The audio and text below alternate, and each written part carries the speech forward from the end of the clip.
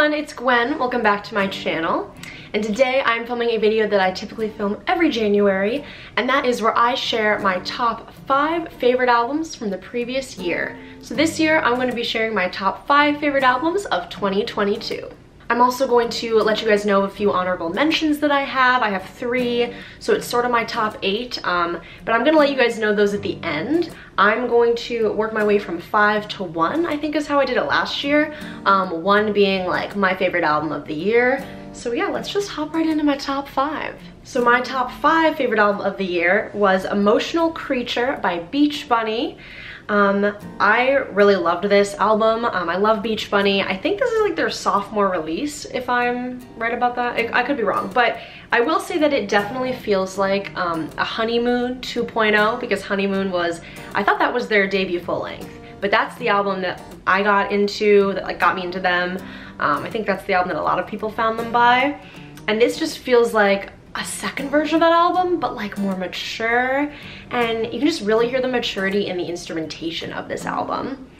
I really like that it sticks with like the Beach Bunny sound that, you know, we all know and love. Like, they didn't really deviate too much from their original sound.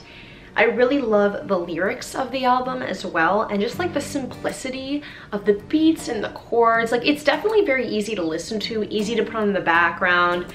But you know, if you really listen to the lyrics, there is great lyricism there, and you can definitely dissect it if you really sit and listen to it. It seems like a more positive version of Honeymoon, and like also just a more positive version of, you know, based on their past albums. I think that this album is a lot more just positive with the lyrics, and it's not as sad. You know, you have like really sad songs like was it Rear View, those kind of songs, Racetrack, I think, from Honeymoon, and those songs are just like depressing. There wasn't like too many slow depressing songs like that on Emotional Creature, which I really like, and I like the like happier and more positive lyricism in this album. I feel like it just shows their maturity and their growth. My favorite songs from the album are Oxygen, Entropy, and Love Song. My 4th top favorite album of 2022 is Aftermath by Belmont. This album is very experimental for not only Belmont, but I just feel like for pop punk. Like, they are going in such a cool direction, and I'm really proud of them for it. Obviously the lineup has changed once again this past year. You know, the members have really changed, but they are continuing to evolve, I think, as songwriters, and I think it's really cool the things they've put out. I've been saying this for years though, that Belmont has been reinventing pop punk. Like, since their debut full-length album, I think they've been doing that. And years later, they are continuing to reinvent the genre with this new album. And I think that is so, so cool.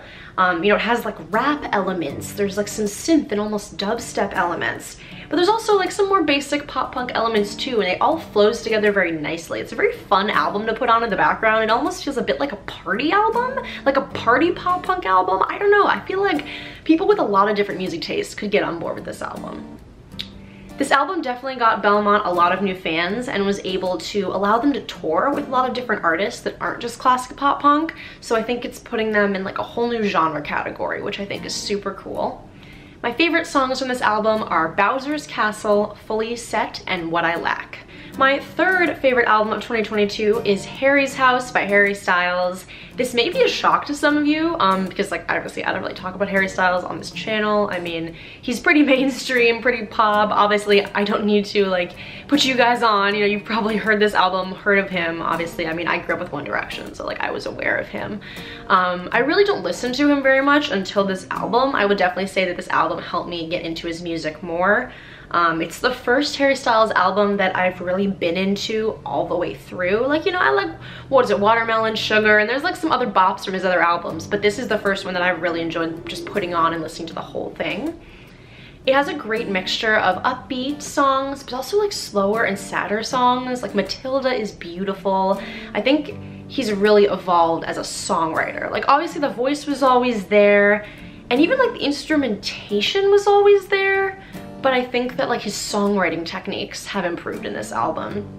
The lyrics in the album are super strong, and yeah, just really helped me get into him more. I definitely want this on vinyl. I think it would sound really good, and this just feels a bit more mature than his older albums, which I think is mainly why I like it. And my favorite songs from the album are Music for a Sushi Restaurant, As It Was, and Daylight. I think those are like all singles, but what can I say? Basic. I like them, they're great.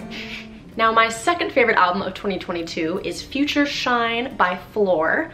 And this is just 30 minutes of like dancey good vibes. Like, it is just great. It's a perfect summer album, honestly. I was home for the holidays and my dad was just sick of listening to Christmas music, and he was like, just put on something that was like feel good or something. I don't know. And I put this on and it felt a little bit weird because I was like, this is too much of a summer album to be playing it like in the winter. But, you know, even now, sometimes I put it on the background. It's just good vibes. It's very different from their past two albums, which are the ones that really got me into them, but I love the direction they're going with. I think it's definitely more like upbeat and definitely more mainstream pop. Like, I could see them getting more radio play from these songs and the singles from their past albums, but I'm not mad at it because it's really good. I actually got to see them for the first time in 2022 on the Future Shine tour, and it was just like a dance party. It was so many good vibes. It was amazing. It was so much fun. I've gotten a bunch of my friends into Flor through this album. Like, I tried with Ley Lines and it just didn't hit with everybody, but this album, like, everyone I show a few songs to, they seem to be on board with it. And I really feel like anyone would like this album. I still think Flor is underrated, but I think that this album has helped get them a lot of new fans. And also just like, they feel like they're more present on social media and stuff that I've seen, like TikTok and things. And I think that that's also helped them get more press, because it was really cool to see how many people came out to the Future Shine tour, and it was just a dance party. It was so much fun. My favorite songs from the album are 24, Gotta Do Something, and Skate. And finally, my #1 favorite album of 2022. This probably won't be a shock to you guys if you've watched these videos of mine in the past, but that is Jackpot Jucier by Dance Gavin Dance. It seems like every year, if a Dance Gavin Dance album has come out that year, it basically is just automatically going to be my top album of the year, because they just be putting out banger after banger. I know this like wasn't a great year for the band at all, and I was a little bit happy that they weren't my top artist for my Spotify Wrapped, if you guys watched that video. But man, I did play this album a ton in 2022. I loved this album so much. I think it came out in May or June, but yeah, the second half of the year, I was just blasting this. I was working out to it a lot in the fall, which was also great. It's an 18-song album that is an hour long, so it's pretty long. But I just vibe with every song, like I do with most Dance Gavin Dance albums. And I remember when the track list came out for this, and I was like, damn, it's like an 18-song album. Like, that's just gonna be banger after banger, I know it, and I was right, because I love every song. There's not a skippable song, I think. I also think they picked perfect songs for singles. I mean, the album is full of so many bangers, but the singles, you know, like Pop Off and Synergy, which I actually think I saw live when I saw them play in early May. The album hadn't come out yet, but I'm pretty sure they played those singles, and it was great. Very good choice for singles. Like I said, I listened to this a ton last year and I am nowhere near sick of it. I really want on vinyl, but I've also just been like listening to it a ton still. And like, even with it being an 18-song album, I found myself learning the songs faster than I expected. Just maybe because they're catchy and they have a fun dancey beat, and like I'm trying to learn the screaming parts. But it's just such a fun album. I mean, these guys just never disappoint. Something about their songwriting is just so pleasant to my ears, you know? And I feel like if you've been a longtime Dance Gavin Dance fan, like, you just get it. It's just like a formula that they have that is just pleasant to my ears. And there's like these new really cool beats that they have in their songs. My favorite songs from the album are Feels Bad Man, For the Jeers, and Current Events. And I feel like I love those ones. I mean, I love the singles, but I feel like I love those songs because they almost have like these beats I've never heard before. Or these really cool like ways of, I don't know what I'm doing, but like the beats of the screaming, you know? Like, it just hits a part in my brain that feels good. I don't know, it's just so good, and they're great, and I still love them, and this was my favorite album of 2022, which I am not surprised by. I will just quickly mention 3 honorable mentions. One of them would be Disposable Life by Knuckle. They're my favorite band. This was an EP also, so I didn't really want to count this in my top 5 because I'd usually just do albums and not EPs, but this has to get a mention because I did think it was a great EP. I just recently got it on vinyl for Christmas, if you guys watched my Christmas haul, and some of the songs from it were in my top songs of the year. I think it was In the Bag was number 2, but I think this was a very solid EP. I'm very excited for hopefully a new full-length album this year. I mean, they're releasing things like Groundhog Day and stuff like that, so we'll see what the next move is for Knuckle, but I love this EP a lot. Another honorable mention would be Kings of the New Age by State Champs. This one definitely grew on me, and that might have been because I saw them twice on the tour for this album, and I think that just kind of like forced me to listen to the songs more. And also sometimes when you see songs live, you appreciate them more. Like I was looking at the set list before the show and I was like, you know, I wish they were playing some more oldies, but obviously it's Kings of the New Age tour, so they gotta play the new stuff. Yeah, these songs are okay, whatever. But then when I was at the show and those songs came on live from the new album, it actually was like, I was like, you know what? Like these songs actually hit a bit more than I thought they did, or at least they were really fun to see live.